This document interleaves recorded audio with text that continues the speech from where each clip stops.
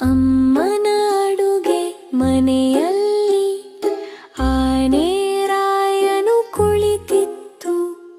ಇಲಿಯು ಲಡ್ಡು ತಿನ್ನಲು ಬಂತು. ಆನೆಯು